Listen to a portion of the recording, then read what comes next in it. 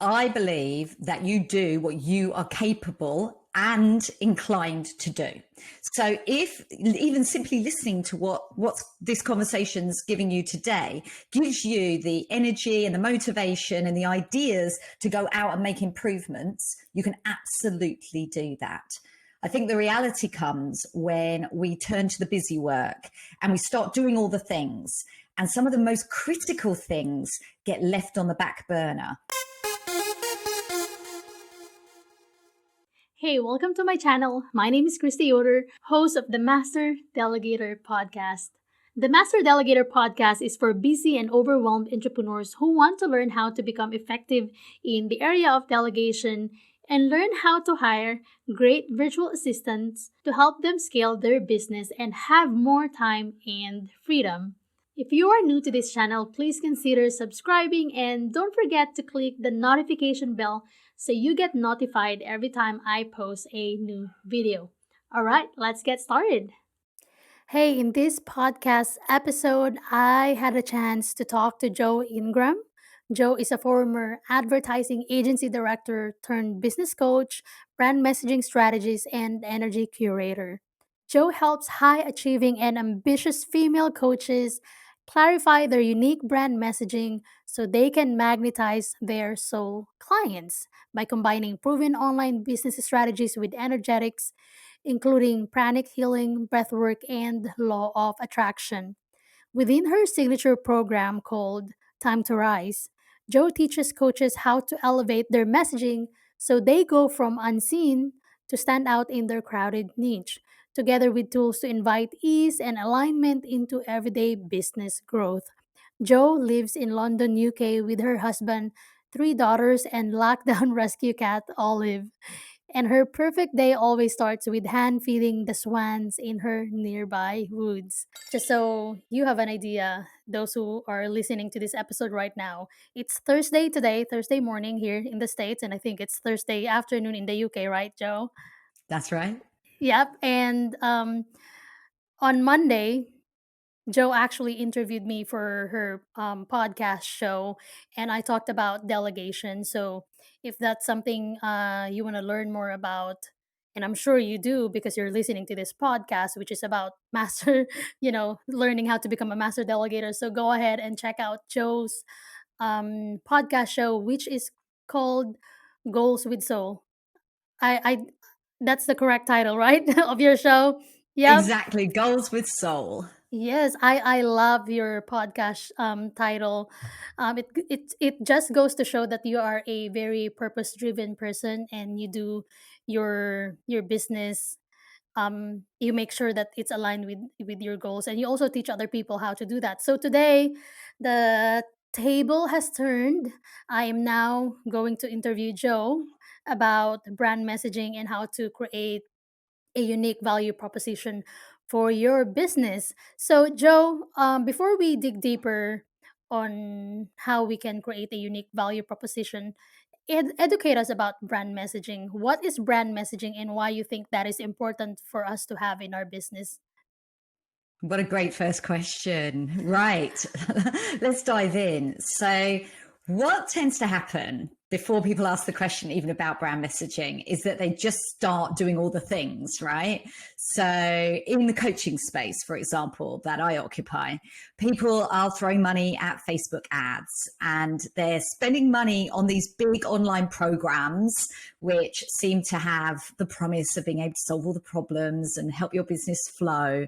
Or their alternative is spending hours figuring out what to say on social media. And, as solopreneurs and as entrepreneurs, we've got all of those things to do. And oftentimes people get to the brand messaging side a little late.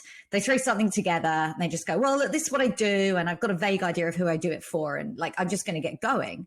And sometimes people can even have some success at first.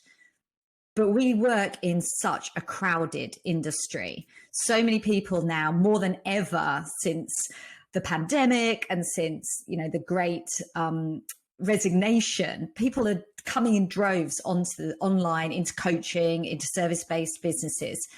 And really, when you stand up in a position of showing other people what you do, your brand messaging is what speaks for you. It doesn't matter how brilliant you are, what amazing transformations you can create.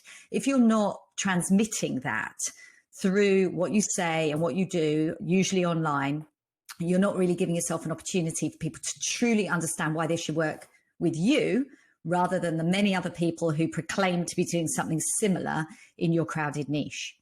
That's really good. And I think for some people, when they hear the word brand, they think about those bigger brands like Coca-Cola or Nike, So what is a brand? Oh, what a great question. Right. So I worked in advertising agencies and media agencies in London for nearly 20 years.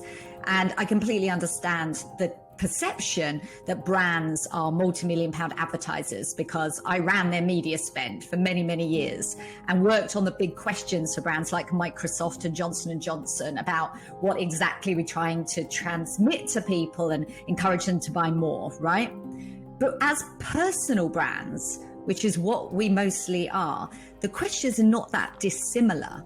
When you think about what you stand for and really why people should work with you, why they buy into you, the questions aren't really different at all. It really takes us back to our values, and it takes us back to what our mission is, what we're here to do and create, how we can inspire and help people rise to their greatest potential. And when you realize that as a personal brand, you have every bit as much right to occupy that space and as much responsibility to provide that for yourself, for your business, and very much so for those people who are out there that need the help that only you can give. Right. So pretty much what makes up a brand is what you stand for. What are your beliefs? What are your values? The things that are important for you in the business, and how can you use those values and beliefs and the things that you stand for in your business to help out your clients.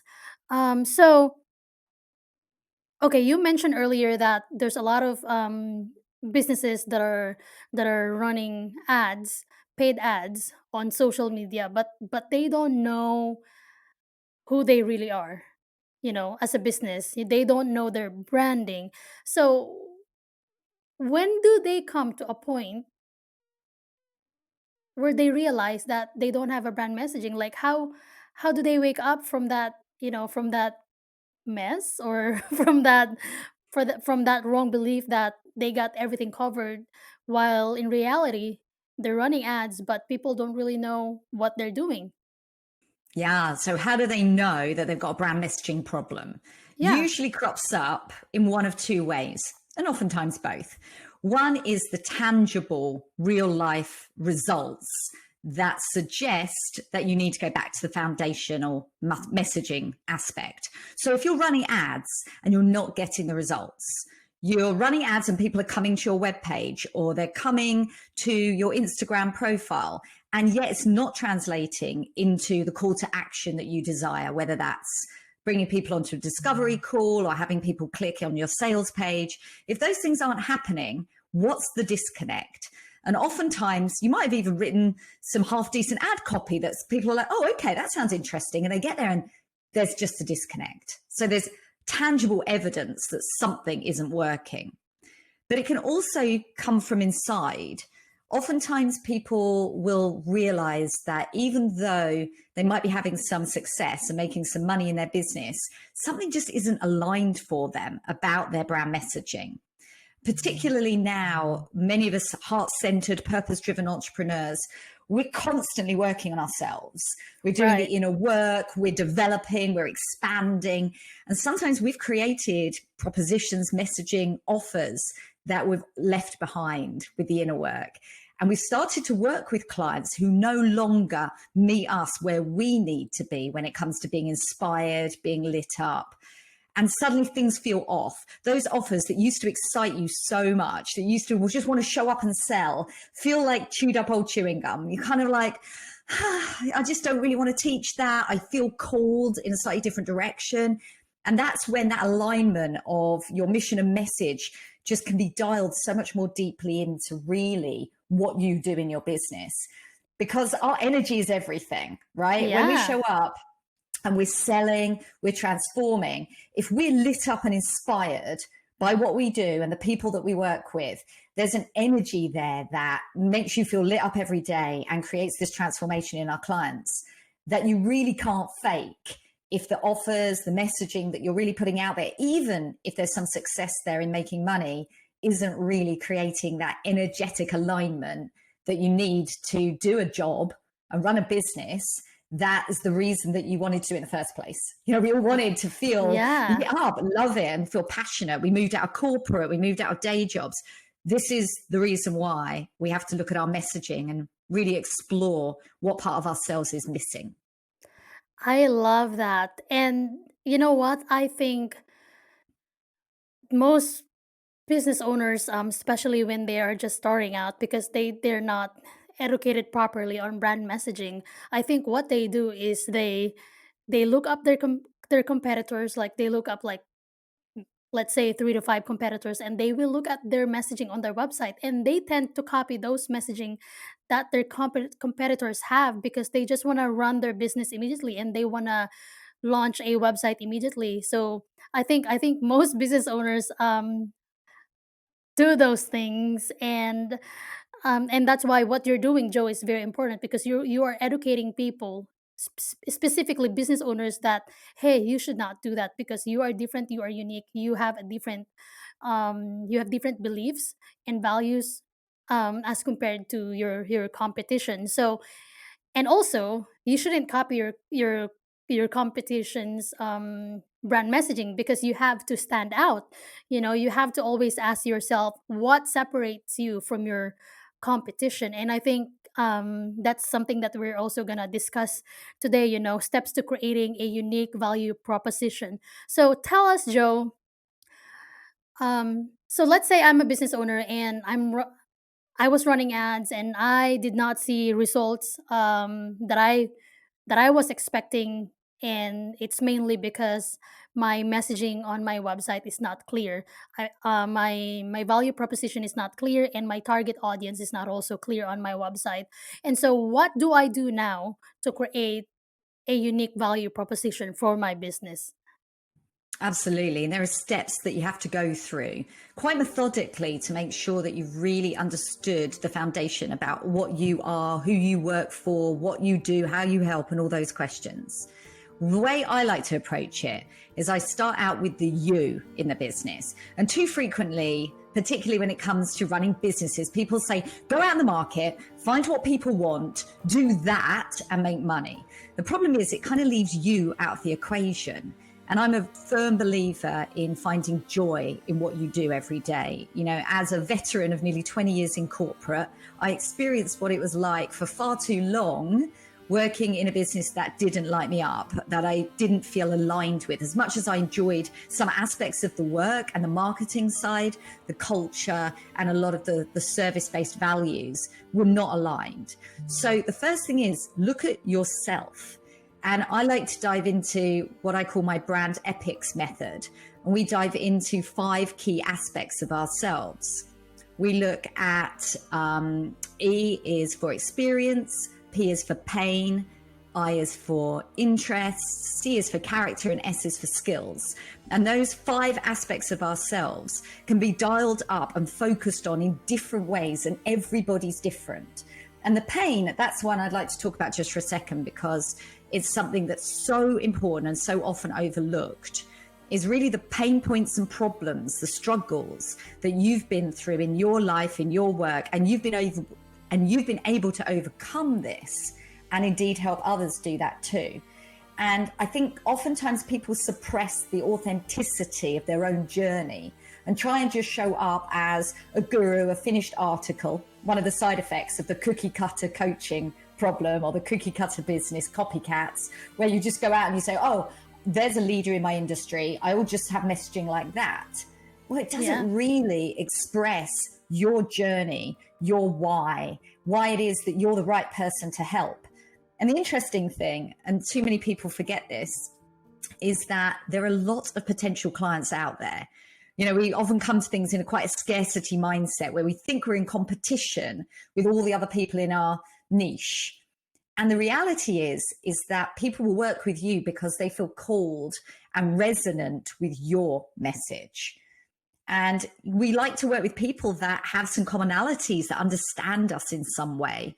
And only by being unique and being very authentic in your messaging can you give people the opportunity to see that you're their person and not even the leader in the industry. People will, instead of choosing to work with the best, they would rather work with someone who, yes, has proven results and has expertise in the field, but actually gets where they're coming from, understands them, may only be a couple of steps ahead, but those are the important and critical steps that that person wants as their results at that time.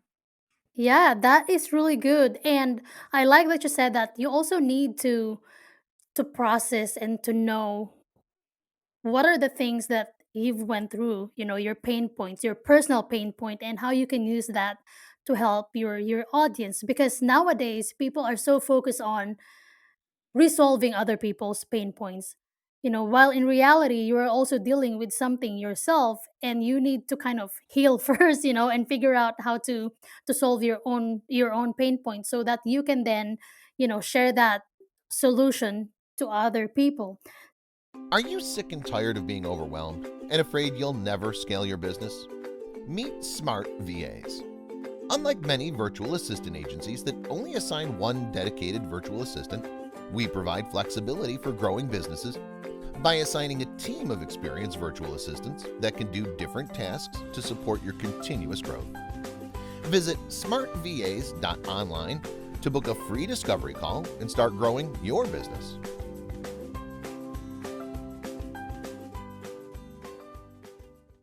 So you start with you yourself. So what's next after that? After asking the right questions, or after knowing that you have the experience, your pain, your interest, your character, and your skill. So what's next after that? Okay, so after that, it's an opportunity to focus on your aligned avatar. This is your ideal, perfect, I like to call them soul clients. And this isn't a person that will pay you. Let's be really, really clear. Sure, you can go surface level and just say, who will pay me? But what tends to happen when you're in that mindset is that your messaging will reflect your disinterest in the specifics of who's going to work with you. And if you're lucky enough to get clients with that messaging, it's a bit of pot luck about whether really they're going to be the right clients for you. And what happens when you work with people who aren't really your ideal clients? Well, firstly, they may not get the transformation that you're promising, which clearly isn't going to be right for them, but it's also not right for you. As a business owner, service provider, coach, consultant, and so on, you want your clients to get results. You want glowing testimonials. You want flowing referrals. You want that energy in your business. So it is of no benefit to pick up clients that really aren't going to achieve and succeed. And as I mentioned earlier, personally, I had this experience when I first came out of corporate, and I asked myself, who should I be working with? And I looked at my personal qualities, and I realized that I was productive and I was driven and I was action taking, was what I identified at the time. And I thought, well, who needs to work with a person like that? And I thought, well, people who aren't like that need to work with a person like that. So I put myself out in the market to help entrepreneurs who really needed accountability and were struggling to achieve anything against a deadline. They weren't even setting themselves deadlines. Now, whilst I was successful in bringing clients into my business who resonated with that message, they were quite low energy. And I would hit them with my big, big energy. And for a little while, I could carry them along on that wave of productivity. But very soon after, if not immediately, when I finished working with them, they would drop back again. And I would be so saddened by the fact that they only made small gains. And the reality was that I wasn't meant to work with people like that. Because in addition, I felt really weary by it. I was like, oh no, what do I need to do? And I was taking on all this like mothering quality. Oh, well, let me do it for you. And, how can I help you more? Which, isn't an empowering coachy situation. So then I gave myself the opportunity. It was a real gift to say, who are my real soul clients? And I realized, as many people do when they do this exploration, that your soul clients are oftentimes just like you in many respects. And actually, my clients now who I help with brand messaging are, in the most part, highly driven, high achieving, type A, female, ex-corporate oftentimes, and they're just like, yeah, I just want to get it done. I overwork, I overburn, I suffer burnout, I keep overproving, I feel like an imposter, I fear judgment. And I'm like, well, that's where I started. So let's talk. Because when it comes to efforting versus ease and learning, masculine energy versus feminine flow, that was my journey in the first year to 18 months of my business. So those people that now start working with me, we've got that synergy. And that's only come about because I talk about this in my messaging. It's a big part of my journey and who I am. And this is what I really encourage people and teach clients to do, is to find that authenticity and to bring through, even with vulnerability, the struggles that they've had and the ways in which they've overcome it, to help people who are really perfectly matched for them. And when they start chatting, they're like, oh my gosh, I'd have a coffee with you, like irrespective of this client relationship. If I came across you at a party, we'd be hanging out chatting, because there's just that vibe between us. And who wouldn't want to work with clients like that, right? Yeah, I like that you use the word align. You call your target audience align avatar. I like the word align because that means you're aligned, with your vision, values, and just what you're doing. It's something that your target audience wants as well, And so, like for instance, yourself already, your align avatar. How are you gonna put that on your website? Like, let's say I'm gonna create a headline on my website. So what elements, what key elements should I consider to put on my website headline? Okay, now look, there are lots of ways of approaching this. And the truth is that when we look at personal alignment, the way that one person approaches it will not be the way that somebody else approaches it. And both can be successful. But I would advise anyone that literally has no idea where to go with this is to create a brand messaging statement for themselves. And brand messaging statement is very, very simple. It simply reflects what you do, who you do it for, and sometimes how you do it. So as an example, I help ambitious female coaches to create unique messaging so they can attract soul clients. It's pretty simple, but in that one statement, I've managed to explain exactly who I help, how I do it, and the result that they can expect. And if simply putting that on your website is going, or indeed in your Instagram bio, or wherever people first make contact with you, allows people to instantly self-select that, yes, that's the result I need. And this is the person that works with people like me. And I like the whole vibe here. So just be really, really clear and really simple in expressing how you help. Also, just within that, just to point out, I've been careful about some of the words that I've selected.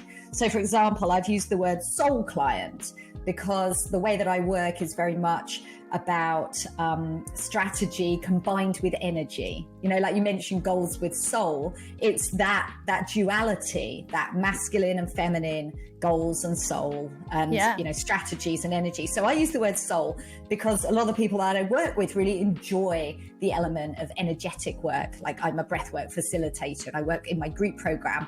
Yes, creating strategy and producing messaging, but also doing energy work like breathwork. So it's important that if it's possible, you express in that statement words that people are going to just shortcut their understanding about the sorts of way that you might work with them. That is really good. So when you do your brand statement, your brand statement should answer the what, the who, and the how. And that's simple. So is this something, creating your brand messaging and knowing your unique value proposition, is this something that a business owner can do alone, or is this something that you have to delegate to somebody else like you? You're expert, in this kind of topic. Look, I believe that you do what you are capable and inclined to do. So if even simply listening to what this conversation's giving you today gives you the energy and the motivation and the ideas to go out and make improvements, you can absolutely do that. I think the reality comes when we turn to the busy work and we start doing all the things. And some of the most critical things get left on the back burner. And messaging is a very easy one to say, I'll do it next week. I'll do it next month. I must get onto that. And you start finding other things like, I'll join a program to teach me how to be a better email marketer. Oh, I know what I'll do. I'll join a program over here that teaches funnels. No, hang on a minute. You just keep going because there's so much to learn, right? Yeah. And then you keep asking yourself why things aren't working as well as you would wish. And like we mentioned earlier, those signs and signals that things aren't working. And I find that when you do work with an expert, what you're doing is you're actually partnering with a thought partner, with a co-creator that's going to come at it from an expert place that can just unlock it for you and create something that you would have really struggled to do yourself. One of my clients said something beautiful. Actually, last week, she said to me, you've just articulated what's on my heart. And I think that's the truth for a lot of us, is that we kind of know what we feel and what we want to transmit, but we just can't seem to transmit it. We can't get the words out. We can't articulate it. Yeah. And working with someone that has the ability to bring that out of you and to sort of channel the words and the feelings that you really want to convey to your ideal clients, well, it's priceless. It's one of those things that as a business owner, once you've got that nailed, you can move on to do everything else with more effectiveness. Yeah. So creating your own brand messaging, it all boils down to the question, are you capable of doing it? Yes, you can go on YouTube, you can Google, how to create a unique value proposition. But the question is this really something that you can do? And when you learn it, is it something that you would be able to implement? Because if not, then it would be better to talk to a brand messaging expert so you won't have to waste a lot of your time, energy, and effort, and just have someone who's really experienced in brand messaging and teach you how to do it, or maybe not just teach you how to do it, but they will come up with a brand statement for you. So I think for me, when it comes to delegating, regardless if it's delegating your brand messaging or your admin, your social media, the question is always, are you capable of doing it? Do you have time to do it? Do you have the energy to do it? Because if not, then you need to delegate it. Because if you don't delegate it, you will be neglecting the tasks or the things that are most important in your business, like strategizing.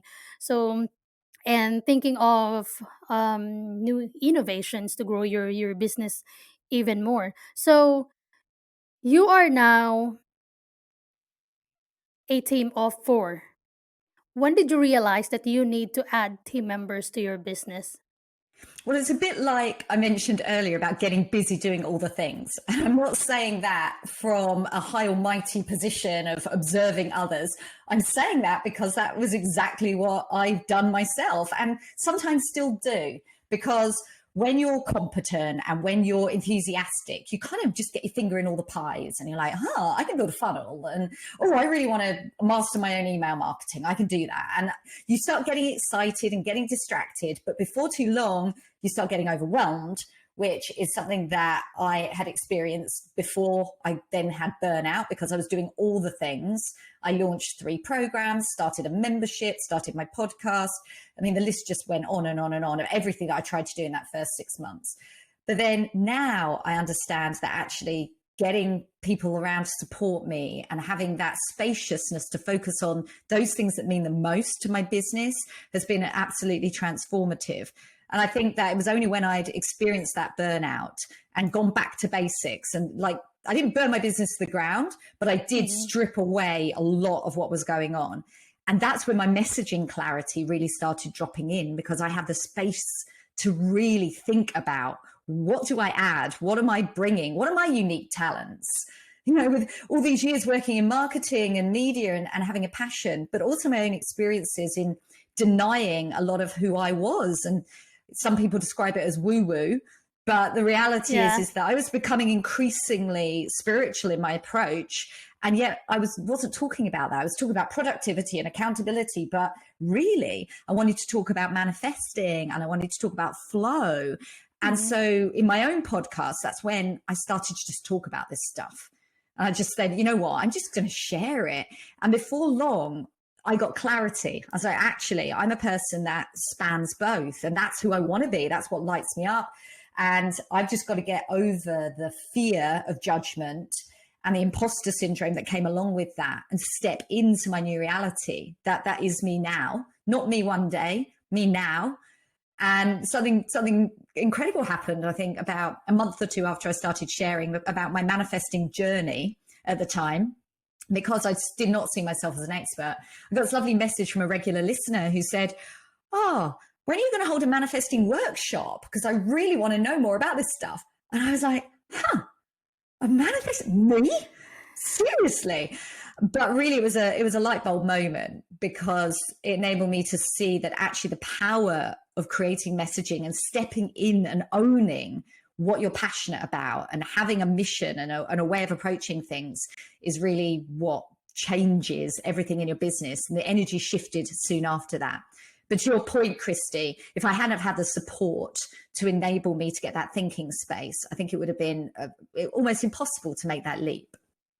That is so good. So now you have space to think about what you want to do in your business, and you have space to learn new skills and to help other people develop the same skills, like the manifesting thing that you were talking about, right? So that's not something that you learn overnight. You learn that maybe a month or two, and it's something that you have to do daily, every day. So you have to practice it yourself. You won't be able to pass it on or share that to other people. So I'm glad to hear that, adding team members to help you support your business has done incredible wonders for you personally and professionally. So, Joe, um, we are now going to wrap up this interview. Tell us about how you help business owners succeed in their brand messaging. Okay, well, I work with clients in my group program, Time to Rise. It's a program where people get the opportunity to really work with me in a very unique way, because we blend energy and breath work with the pure strategy of message creation. But we also work on how to identify your soul clients, how to create your signature offer, and how to create energetic content. But also, I've recently launched the Messaging Edge, which works with more elevated coaches who already they're six figures or thereabout, but their messaging isn't resonating with them anymore. And they're ready to just elevate themselves and their clients by getting their messaging honed and working on their uniqueness and, well, really elevating their brilliance. I love that, because you don't only help people who don't know what their brand messaging is, but you also help people who feels like their brand messaging are not resonating with them anymore. And that's very true. For a year you may have this kind of brand statement, but after a couple of years it may change, because people change all the time. We change through our experiences and through the people that we meet. So I love that you help different you help people in different stages of where they are when it comes to their brand messaging. So where can people find you online, Joe? You can find me on Instagram. My handle is at iamjoe.ingram. And you can find me through my podcast, Goals with Soul, as well. All right. Well, thank you so much, Joe, for joining me here today. I learned a lot from you, and I'm sure that our listeners are going to be learning a lot from this episode as well. So thank you. Thanks so much, Kristy.